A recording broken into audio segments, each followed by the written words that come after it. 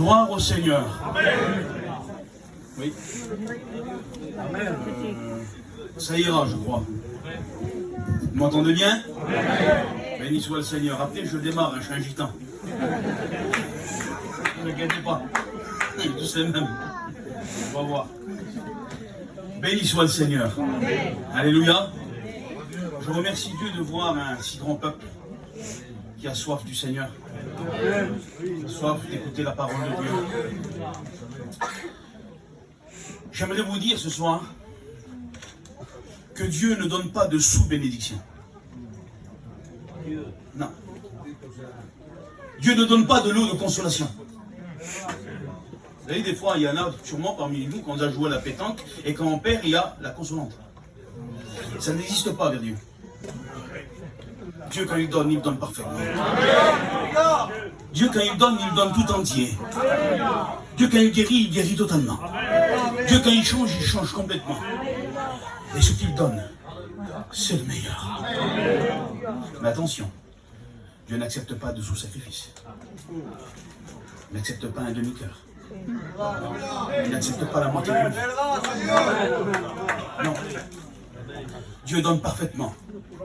Mais en retour, il attend tout. Béni soit le Seigneur. J'aimerais qu'on prie le Seigneur ensemble. Béni soit Dieu. Je demande à Maël qui se lève et qui prie le Seigneur. Señor Padre mío, Béni soit l'Éternel. cuida a tu siervo Jesús. J'ai besoin de ta grâce. Siente de él en el nombre de Jesús. Sans toi, je ne suis Habla a rien. tu pueblo. Háblanos, Padre mío. Avisa a tu pueblo, Jesús. Tú ves las personas que no te conocen. Hazte conocer. Revela Jesús. Señor, tu palabra es potente. Tu palabra es un martillo, Señor. Por esta noche en el nombre de Jesús. Que tu palabra, Dios mío, reverse las vidas. En el nombre de Jesús. Amén. Béni soit le Seigneur. Aujourd'hui, nous sommes devant un grand Dieu. Il le dit dans Malachie, chapitre 1, au verset 8, « Je suis un grand roi. » Je suis un grand roi. Bien des fois, vous savez, quand on va dans un lieu important, on s'habille bien. Quand on invite une personne importante, on s'applique à faire un bon repas. C'est la vérité. Mais au milieu de nous, il y a le roi des rois. Il y a le Seigneur des seigneurs. Si on va à un anniversaire d'une personne très riche, on va essayer de faire un cadeau qui correspond. Allez, soyons un peu hypocrites, c'est la vérité. On va vers un anniversaire d'une personne humble, on va faire selon les moyens, on va dire bon c'est bon, ça suffira. Mais une personne qui est très riche, qui a tout, on ne sait même pas quoi lui offrir. Il y a un cantique qui dit, ben, je te donne mon cœur, Seigneur. Mais Dieu n'attend que ça. Tu n'as rien à lui donner. Mais tout ton cœur. Je te donne ma vie, Seigneur. Je n'ai rien à te donner, alors je donne mon cœur. Mais Seigneur, le Seigneur n'attend rien de toi, tu ne peux rien lui donner. La grâce ne s'achète pas. La grâce ne se négocie pas.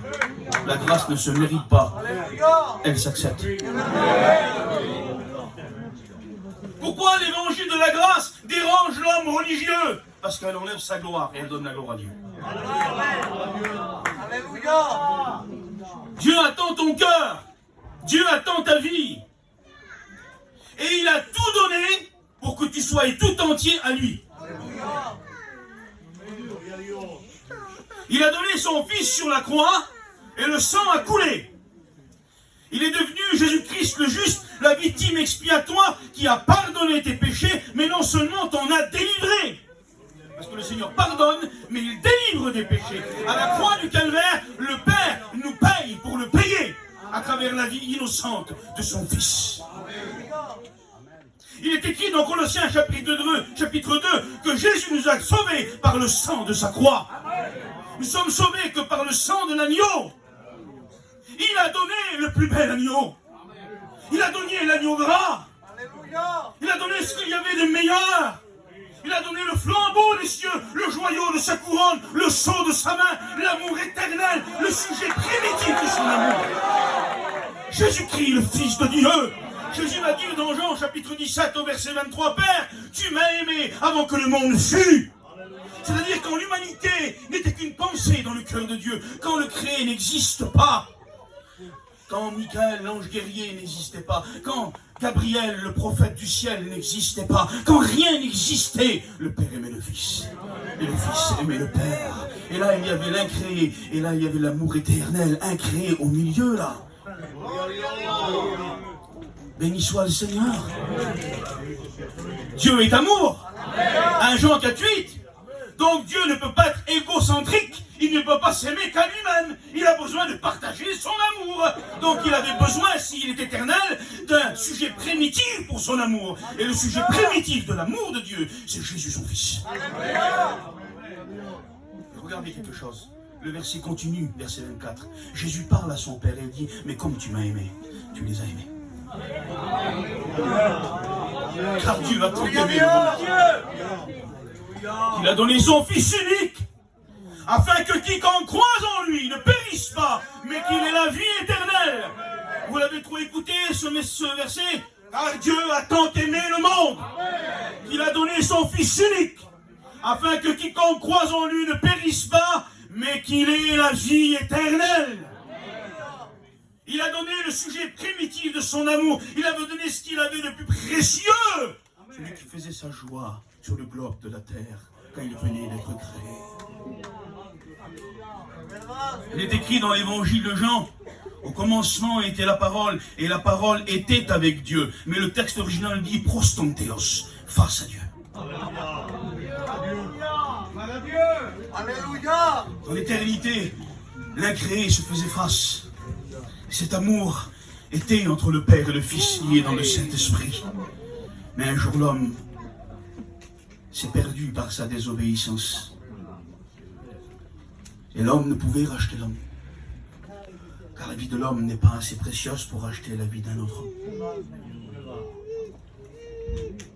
Pour payer la justice de Dieu, il fallait la justice de Dieu. Pour payer la sainteté de Dieu, il fallait la sainteté de Dieu même. Il n'y avait que le parfait qui pouvait donner au parfait. Il n'y avait que l'éternité qui pouvait donner à l'éternité. En quelque sorte, il n'y avait que Dieu qui pouvait payer Dieu. Alors il est écrit dans l'évangile de Jean, chapitre 1, que Dieu le Fils, Dieu le Fils est venu. Il a été manifesté en chair. Il est écrit comme ça, Dieu le Fils, monogenes theos, ce qui veut dire le seul Dieu engendré. Ce qui nous ramène à Ésaïe 7, verset 14. L'enfant saint de la prophétie, prophétisé dans Genèse 3,15. Emmanuel, avec nous, Dieu. Alléluia. Dieu le Fils a payé Dieu le Père pour que tu sois sauvé. Il est écrit dans Genèse chapitre 4, verset 4, Abel donna les prémices de son troupeau avec leur graisse. Seigneur. Il est écrit comme ça. Rien n'est au hasard dans la Bible. Rien n'est écrit comme ça parce que c'est écrit. Tout a un sens, tout a un but, tout a un message. Tout. Il donna les prémices de son troupeau avec leur graisse. C'est-à-dire que Abel n'a pas donné une bête chétive, aveugle ou malade, qui ne lui aurait rien coûté. Il a donné la bête qui aurait pu augmenter sa richesse. Il a donné la bête qui aurait pu augmenter son troupeau. Il a donné la bête qui était belle, qui était vivace, qui avait une belle laine, qui mangeait bien, qui buvait bien, qui aurait pu vivre longtemps. Il l'a donné à Dieu. Il l'a donné à Dieu. Il a donné la belle grâce. C'est pour ça que ça a plu à Dieu. Parce que cela allait dans le sentiment de Dieu. Cela venait dépeindre le plan de Dieu. Dieu a donné la bête grâce. Dieu a donné l'agneau gras. Il est écrit le prémice. Oui, il a donné le Fils unique. Caïn a donné les fruits de la terre. Cela n'a pas plu à Dieu. Il y a un seul moyen de plaire à Dieu. Il y a un seul moyen d'être agréé devant Dieu. Comme je dis, Dieu donne parfaitement. Et il a donné ce qu'il y avait de meilleur. Hein. Il a donné le sujet primitif de son amour. Il a donné l'agneau gras. Il a donné le prémisse de son troupeau. Il a donné le sujet primitif. Il l'a donné sur la croix du calvaire. Afin qu'on puisse se présenter avec cet agneau. Parce que la faveur de Dieu ne peut s'incliner envers nous qu'à partir du moment où nous sommes au bénéfice de la grâce. Dieu nous aime, mais sa faveur s'incline et nous sauve quand nous rentrons au bénéfice de la grâce. Et Dieu a donné l'agneau gras. Tu ne peux pas être sauvé avec les fruits de la terre. Tu ne peux pas être agréé avec les fruits de la terre. C'est impossible. Tu ne peux pas être sauvé par ta gentillesse, par tes œuvres, par ta douleur. Même si tu as beaucoup souffert, ça ne te sauvera pas. Dieu ne te pardonnera jamais par sentimentalisme. Dieu n'est pas sentimental, il est amour. J'ai beaucoup souffert, le Seigneur le sait. Cette personne a trop souffert, elle sera sauvée. Non, même si elle a beaucoup souffert. Si elle n'est pas au bénéfice de la grâce de Dieu, elle sera perdue. Vous savez, le vrai évangile présente la vérité. Le vrai évangile présente l'éternité de gloire, mais il présente aussi l'enfer. Le vrai évangile présente le salut, il présente la perdition. Le vrai évangile nous dit qu'il y a une éternité avec Dieu et une éternité loin de Dieu. Et j'aimerais vous dire que celui qui vient avec l'agneau gras, sera agréé. Celui qui vient avec la vie de l'agneau gras sera agréé. Et celui qui vient avec les fruits de la terre, Dieu ne peut l'accepter. Mais Dieu est bon, il me pardonnera, il m'aime. Non, c'est te tromper toi-même. C'est Satan qui est en train de te tromper. Tu es trompé par un murmure de Satan. Ce n'est pas parce que tu es gitan que tu seras sauvé. Il faudrait qu'on devienne un peu moins gitan et plus chrétien. Regardez en profondeur ce qu'il y a dans l'évangile. Même les anges ont désiré plonger leur regard dans la splendeur de l'évangile. Et qui est cette splendeur si ce n'est Jésus-Christ? Qui va nous libérer des chaînes, qui va nous libérer des ténèbres, du péché et de la mort. Dieu me pardonnera, Dieu est bon. Dieu n'est pas sentimental. Malgré son amour qu'il a pour toi, il reste saint. Malgré l'amour qu'il a pour toi, il ne peut braver sa propre justice. Il reste fidèle à sa justice. La justice de Dieu et son amour ne se contredisent pas à la croix. Ils s'accomplissent. L'amour de Dieu est payé par la justice à la croix. Alors comment Dieu peut te pardonner? Par la fidélité à sa propre justice. Car il est écrit dans l'épître de Jean, chapitre 1, au verset 9. Si nous avouons et que nous délaissons, c'est la repentance. C'est la repentance. Tu as juste à dire coupable. Que ça? Mais oui, tout a été payé. Tu n'as rien à faire. La somme a été payée. Tu as juste à dire oui, coupable. C'est juste ça. Si simple. Oui, il a tout fait. Il a tout donné. Il a donné l'agneau gras qui paye sa justice. 1 Jean 1,9. Si nous avouons et que nous délaissons, alors il est fidèle et juste pour nous pardonner et nous purifier de toute iniquité. Et où la justice de Dieu est satisfaite, où elle est accomplie, où elle peut s'acquérir, si ce n'est qu'à la croix du calvaire. Dans la vie et le sang d'un agneau saint. Cet agneau-là, cet agneau de la croix a vaincu le dragon.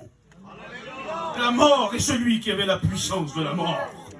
Il revient bientôt comme le lion. Qu'en sera-t-il du diable et de ses ennemis? Il revient, le Sauveur. Il l'a vaincu en tant qu'agneau. Qu'en sera-t-il quand le lion viendra? Je bénis sa sainteté. Je bénis Jésus. Je veux élever Jésus ce soir. Je veux élever Jésus. C'est lui qu'on doit élever. Quand nous élevons Jésus-Christ, le Saint-Esprit agit d'une manière différente. Parce qu'il est écrit, il viendra et il me glorifiera, le Saint-Esprit. Et si nous voulons glorifier le Christ, alors Dieu se manifestera. Et c'est ce que nous voulons faire ce soir. Oui, il est la seule porte. Il n'y a que dans lui que la justice de Dieu est satisfaite. Ça veut dire quoi? Ça veut dire que si tu viens ce soir et que tu réalises, parce que tu as été trompé par les murmures de Satan, que tu réalises que Dieu ne te pardonnera pas par sentimentalisme, parce que tu es un gitan au milieu d'une famille religieuse, et que tu réalises que Dieu te pardonnera à travers le sang de l'agneau gras, à travers son amour primitif qui était donné sur la croix du calvaire. Ton péché était tellement grave, tes fautes sont tellement coupables, qu'il a fallu celui qui était sans péché pour te pardonner. Ça veut dire que si tu viens à la croix, et que tu crois dans le sang, et que tu crois dans le sacrifice, et que tu crois que c'est en Jésus que tu peux être sauvé, alors Dieu étant fidèle à sa justice, ne peut rien faire d'autre que te pardonner immédiatement, totalement et parfaitement.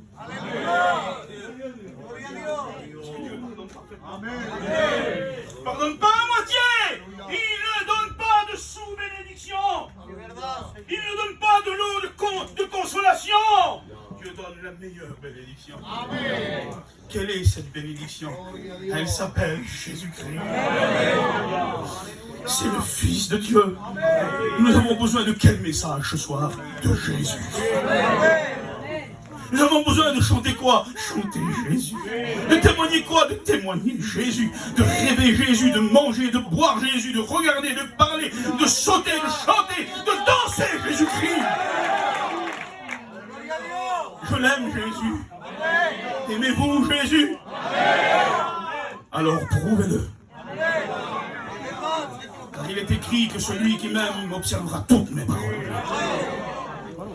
Il faut venir à la croix du calvaire et Dieu te pardonnera parfaitement. Parfaitement. Ça veut dire quoi? Ça veut dire que le pardon de Dieu s'élève au-dessus des pardons des hommes. Le pardon de Dieu s'élève parce qu'il est parfait, parce qu'il est total. Dieu ne te pardonnera pas avec le temps. Le temps ne peut pas te pardonner. Le temps n'a aucun impact sur le pardon des péchés. Non, même si tu viendrais à bien faire pendant 20 ans, alors que tu as fait mal pendant 5 ans, eh bien tes 20 ans que tu as fait bien ne pardonnera pas ton péché de 5 ans. Le temps ne pardonne pas le péché. Il est écrit dans Éphésiens chapitre 2 verset 8, nous sommes tous sauvés par la seule grâce de Dieu, afin que personne ne puisse se glorifier. Il n'y a aucune gloire dans la grâce pour l'homme. La gloire est à Dieu. La gloire est à Dieu. La gloire est à l'agneau. Béni soit le Seigneur. Et si tu viens à la croix, la grâce va te pardonner parfaitement. Parce que le sang que donne l'agneau gras, le sang de l'agneau parfait, il ne couvre pas le péché, il le détruit, il l'ôte. C'est une expiation, c'est la destruction du péché. Dieu pardonne plus fort que l'homme. Écoutez, Dieu pardonne plus fort que l'homme. Dieu ne pardonne meilleur que l'homme. Dieu pardonne plus haut que l'homme. Dieu pardonne plus profond que l'homme. Dieu pardonne plus large que l'homme. Le pardon de Dieu va plus loin que celui de l'homme. Il s'élève infiniment de notre pardon. Ce n'est pas parce que des parents patients m'ont pardonné leur fils de droguer qu'il va arrêter de se droguer. Ce n'est pas parce qu'une femme patiente et aimante va pardonner son mari violent, alcoolique, qui va arrêter de la frapper ou de la boire. Ou de boire ou de la frapper.